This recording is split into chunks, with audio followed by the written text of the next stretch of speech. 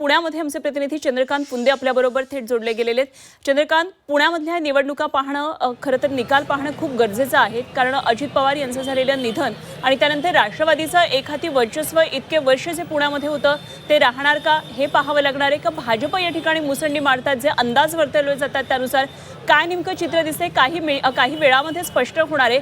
आत्ता नेमकं वातावरण काय आहे? किती मतदानाच्या मोजणीची जी सगळी तयारी आहे ती कितपत दिसते, या दृष्टीने नेमकं वातावरण काय आहे?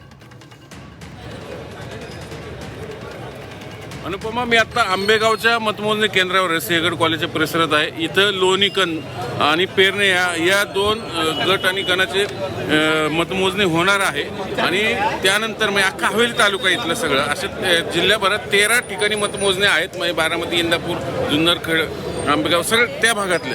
तर एकूण तुला मी जिल्ह्याचं चित्र सांगतो। जरी अजितदादा गेल्यामुळं निवडणुकीत रस निघून गेला असला राजकीय पक्षांचा, नाही तर भाजपने पूर्ण तयारी केली होती आपल्याला माहिती आहे। पण झालं काय, अजितदादा गेल्यामुळं प्रचार करता आला नाही भाजपला, त्यामुळे तशा अर्थाने लढत ती कितपत रंगणार हा विषय। पण प्रमुख लढती तुला सांगतो, भोरमध्ये माजी आमदार संग्राम धोंपटे यांच्या पत्नी स्वरूपा या उतरवली कार्यगटातून आहेत भाजपतर्फे। त्यांच्या विरोधात झेडपीचे माजी उपाध्यक्ष रणजित शिवतारे राष्ट्रवादीचे आहेत। नंतर शिरूरमध्ये माजी आमदार अशोक पवार यांच्या पत्नी सुजाता पवार निवडणूक लढतात। नंतर जुन्नरमध्ये बोरी कोडक गटातून राष्ट्रवादी तालुकाध्यक्ष झेडपीचे माजी उपाध्यक्ष पांढरन पवार यांच्या सुनबाई कविता पवार ह्या अपक्ष ह्या लढतात। नंतर आंबेगावातनं झेडपीचे विवेक वळसे पाटील आहेत त्यांच्यावर आणि अरुण गेरे यांची लढत होणार आहे। आंबेगावातली सगळ्यात इंटरेस्टिंग लढत होणार आहे, जिथं वळसे पाटलाच्या विरोधात देवदत्त निकम जे तुतारी गटाचे आहेत त्यांनी कायम दोन्ही शिवसेनेला सोबत घेऊन आघाडी उभा केलेली आहे। म्हणजे तिथं दोन्ही राष्ट्रवादी आमने सामने, हे सगळ्यात महत्त्वाचं।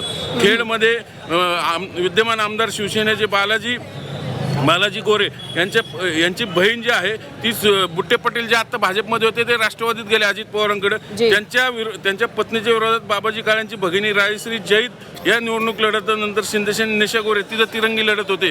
हे सगळ्यात महत्त्वाची लढत आहे खेड चाकणमधली। दौडमध्ये खडकी गटातून माजी आमदार कृष्णराव जगदाळे यांचे पुत्र वीर धवल, जो अजितदादांचा जो कारखाना आहे ना ते जगदाळेंनी पहिला कारखाना उभारला, हे सगळ्यात महत्त्वाचं रेफरन्स ते जगदाळे आहेत ते। नंतर इंदापूरमध्ये दोन्ही माजी मंत्री हे एकत्र आहेत, सगळ्यात महत्त्वाचं दोन्ही राष्ट्रवादीचे, जे वर्षानुवर्ष एकत्र विरोधात लढत होते। म्हणजे भरणे मामांची मुलगी आहे झेडपी गटातनं आणि भरणे मामांचा मुलगा आणि हर्षवर्धन पाटलाची मुलगी, हे दोन्ही राष्ट्रवादीकडनं। आणि त्यांच्या विरोधात पॅनल दिलंय प्रवीण माने भाजपचे आणि गारटकर जे राष्ट्रवादीचे जिल्हाध्यक्ष होते अजित पवार गटाचे, ते फुटून भाजपमध्ये गेलेत। म्हणजे अशा पद्धतीने तिथंही थेट सामना होतोय। आणि बारामतीमध्ये अजित पवार गट आणि भाजपने यांच्यात युती झाली, चक्क 2 जागा भाजपला दिल्या अजित पवार गटाने, तिथं एक लढत आहे। म्हणजे अशा अर्थाने हे सगळं लढतीचं चित्र आहे। भाजपचे गेल्यावर 7 जागा होत्या, त्यावेळेस वाढून 15-20 होतील असं बोललं जातं आणि राष्ट्रवादीच्या जागा जे 42 होत्या ते कमी होतील असं एक बोललं जातं। आणि शिंदेसेना आणि शिवसेना निवडणुकीमध्ये एक वेगळ्या प्रकारची रंगत चंद्रकांत दिसणार आहे। जरूर या सर्व घडामोडींवर पुण्यामधल्या लक्ष ठेवून राहा। पुण्यामधून आपण आणखी माहिती जाणून घेत राहू।